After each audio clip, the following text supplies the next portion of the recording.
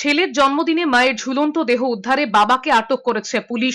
দুর্গাপুরের বাসিন্দা মৃতার পরিবারের অভিযোগ, তাদের মেয়েকে খুন করে টাঙিয়ে দিয়েছে জামাই। জানা গিয়েছে 17 বছর আগে পূর্ব বর্ধমানের বুদবুদের বাসিন্দা রিঙ্কির সঙ্গে বিয়ে হয়েছিল দুর্গাপুরে আরা কালীগঞ্জের বাসিন্দা রণবীর শিকদারের। অভিযোগ, বিয়ের পর থেকেই অশান্তি লেগেই থাকতো।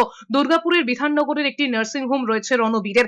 শুক্রবার কালীগঞ্জের বাড়িতে ছেলের জন্মদিন সেলিব্রেশনের পর আবারও অশান্তি চরমে ওঠে।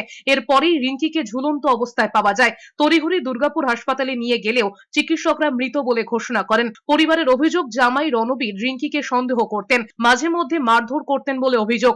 অভিযুক্তকে জেরা করে মৃত্যুর কারণ জানার চেষ্টা করছে পুলিশ। একটু চিল্লামিল্লি হালকা আওয়াজ পায়, তারপর আবার যথারীতি আওয়াজ কমে যায়। তারপরে ঠিক 1:15-20 দিক করে ওর ছেলে, মানে আমার দিদির ছেলে, নিচে এসে দেখছে ওর মাকে ফ্যানের সাথে ঝুলতে, একটা ওড়নার সাথে। দরজা হাট করে খোলা ছিল।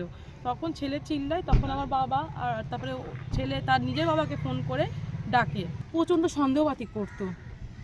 ওর দিদির 2 সন্তানের মুখের দিকে তাকিয়েও 17টা বছর ছিল, কালকে দিন ওর পিঠ থেকে গেছে দেয়ালে, তাই হয়তো ওই কাজটা করে।